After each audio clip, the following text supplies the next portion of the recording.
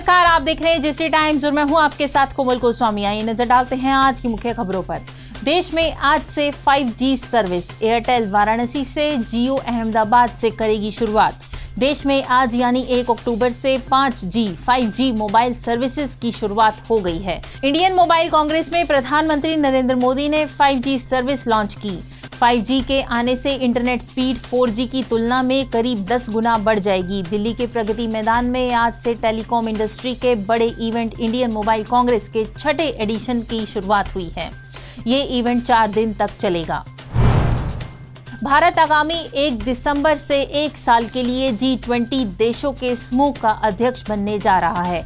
इस दौरान अलग अलग विषयों पर देश के विभिन्न हिस्सों में लगभग 200 बैठकें होंगी। इन बैठकों के लिए देश के 55 विभिन्न शहरों का चयन किया गया है। इनमें हरियाणा के गुरुग्राम जिले को भी शामिल किया गया है। यहाँ G20 शिखर सम्मेलन 4 से 5 बैठकें की जाएंगी। हिमाचल प्रदेश के मनाली में भूकंप के झटके, रिक्टर स्केल पर 3.5 मापी गई तीव्रता। हरियाणा में पंचायत चुनाव जल्द। सोमवार को चंडीगढ़ में चुनाव आयोग करेगा घोषणा। 4 चरणों में 71,741 पदों पर होगी वोटिंग। हिमाचल प्रदेश के नारायणगढ़ में काला आम की अलग अलग इंडस्ट्रियों में 1 करोड़ 49 लाख रुपए ठगने के मामले में होम मिनिस्टर अनिल विज हुए सख्त। उन्हें शक है कि इस ठगी में हरियाणा के कुछ अधिकारी भी शामिल हैं। विज ने पूरे मामले को संदिग्ध मानते हुए सीनियर पुलिस अधिकारियों की कमेटी बनाई, जो इस मामले की जांच करके 1 माह में रिपोर्ट देगी।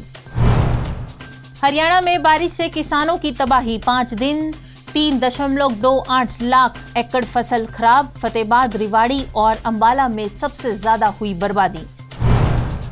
देश के एनसीआर क्षेत्र में आने वाली पानीपत की औद्योगिक नगरी में आज से कोयला संचालित उद्योग बंद हो जाएगा।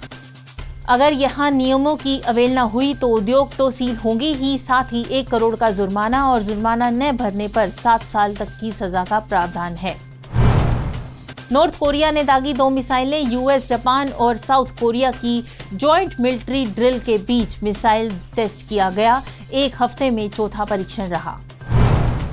बात जेसीडी विद्यापीठ की। जेसीडी विद्यापीठ में स्थापित जेसीडी मेमोरियल कॉलेज में 22 सितंबर से शिक्षकों व गैर शिक्षकों के लिए आयोजित किए गए 7 दिवसीय प्रोफेशनल डेवलपमेंट प्रोग्राम पेशेवर क्षमता व व्यक्तित्व निखार का समापन सत्र आयोजित किया गया।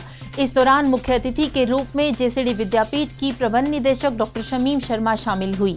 कार्यक्रम की अध्यक्षता जेसीडी मेमोरियल कॉलेज की प्राचार्य डॉक्टर शिखा गोयल ने की। इस फैकल्टी डेवलपमेंट कार्यक्रम में भाग लेने वाले सभी सदस्यों को सर्टिफिकेट देकर सम्मानित किया गया। इस मौके पर जेसीडी विद्यापीठ की प्रबंध निदेशक डॉक्टर शमीम शर्मा ने कहा कि पर्सनैलिटी डेवलपमेंट में आचार, व्यवहार और विचार बहुत ही महत्वपूर्ण है। शिक्षकों को सिखाने या नई शिक्षण रणनीतियों को बनाने में मदद करने के लिए ऐसे परीक्षण सत्रों की आवश्यकता होती है। आइए नजर डालते हैं आज के इतिहास पर। अंतर्राष्ट्रीय वृद्ध दिवस प्रत्येक वर्ष 1 अक्टूबर को मनाया जाता है। इस अवसर पर अपने वरिष्ठ नागरिकों का सम्मान करने एवं उनके संबंध में चिंतन करना आवश्यक है।